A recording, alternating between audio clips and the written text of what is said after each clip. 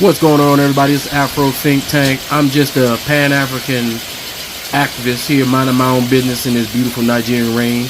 And I'm just going to place this here and let you listen to a Nigerian activist tell the ugly truth about Nigeria. The good, the bad, and the ugly. So we're going to talk about the ugly today. They have renamed Nigeria Federal Republic of Rice. Every problem, they believe that rice is the solution. Nigerians are calling on God of Israel, but Israel is calling on Iron Dome for protection. There are 3,600 police people attached to these jobless senators and House of Rep people. Why will insecurity not persist in the country? If you see one small boy, just because he does Yahoo, he commands 4 or 5 policemen. That's why the country is fucked. I'm sorry to use the word, the F word. The country is doomed for real, and there's no coming back from it. Any nation add that the productive sector of our economy are the young people. And these young people, they don't use siren, they don't use convoys, and also they are not even captured in the economic indices of our country. Let me give you a simple analogy how doomed this country is. You see, among the police, only 13,000 police officers are engaged in fighting banditry and terrorist activities. 13,000. But go to the first CID, go and check. You can even use FOI to check this. 130,000 are following big men up and down. 130,000 are following big men up and down. In the Senate alone, and that's Senate and House of Reps alone, there are 3,600 police people attached to these jobless senators and House of Rep people. Why will insecurity not persist in the country? If you see one small boy, just because he does Yahoo, he commands 4 or 5 policemen. That's why the country is fucked. I'm sorry to use the word, the F word. The country is doomed for real, and there's no coming back from it. Any nation where the police, the SSS, the army are subcontracted to politicians instead of policing the nation can never work. Forget about this cosmetic surgery and all these things. And believe me, as we are here, I can assure you that there are more than 200 conferences going on in Abuja right now. Nothing comes out of these conferences. Absolutely nothing. If you go to Merit House, if you go to Transcorp, if you go to Sheraton, if you go to Ibro Hotel, even here, I think there are about 4 or 5 conferences going on here today. These are conferences, you print conference material, they do flyer, they do banner, we are wasting time in this country.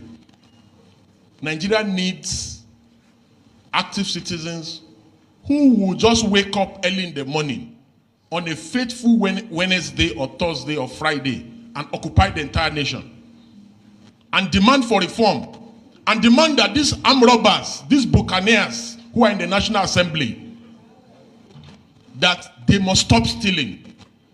A situation where you have the national budget, and 80% of the national budget is stolen. Is stolen. Blatantly stolen. And you expect me, you tell me that things can work. A situation where in a country, somebody stands in a church and says, lion carried him on his back. And people actually believe. People believe. So how do you want such a nation to work? And again, can you really blame them? You can't blame them, because go and check all nations of the earth where governments have failed, people turn to God and religion. That's why you see people. Are you not surprised that Nigerians are calling on God of Israel, but Israel is calling on Iron Dome for protection. So, having said that, it's also important to say that if not for social media, where will we have been able to see the Akpabios of this world that will tell citizens and insult them that while you are protesting, I'll be eating. You know, if not for social media, how would we have seen Abelo resisting arrest by EFCC? If not for social media, how will we have been able to see the First Lady fooling around planting something in her backyard, and that is the only way to develop an economy? If not for social media, how will we have been able to know the abracadabra of Dangote and the NMPC and all their wuru-wuru? If not for social media, how will we have been able to see the miracle of off your mic? You remember when the other man was accused of stealing 80-something billion naira, and he suddenly, immediately they started asking him questions in the National Assembly. He fainted. You know, if not for social media, how will we have been able to see the exposure of tribal bigots online who tells Igbos not to vote in Lagos in their own country on election day?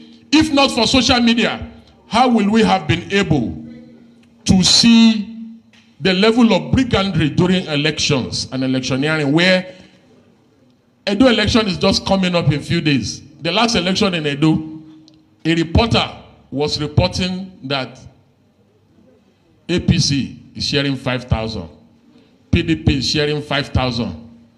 Everybody is collecting and everybody is happy. If not for social media, how will we have been able to see those unethical practices? Again, if not for social media, how will we have been able to see the young man from China who exposes corruption and skill, the lecturer from Kano, Dambelo, who is Tulumbu's friend? If not for social media, how will we have been able to see that? If not for social media, how will we have been able to see the APC national chairman, Gandola, stuffing his Babariga with dollars? This is what they want to regulate. Don't allow them to regulate social media. Social media remains the conscience of the citizenry. If not for social media, how will you have been able to know that they have renamed Nigeria Federal Republic of Rice? Every problem, they believe that rice is the solution. If not for social media, finally, I know my time is up, and I'm so sorry. If not for social media, how will we have been able to harness the power and the dynamism of the youth during End SARS, End Bad Governance, and other social changing events? Social media has become a tool of mobilization. The reason why the government is so scared and why they did everything humanly possible to stop protests and agitation is because they know. And the reason why they target social media is because they know the power that social media wields, and they intend to stop the power. And in closing, if not for social media, how will we have been able to know all the exposures of corruption in the society? For instance, they have renamed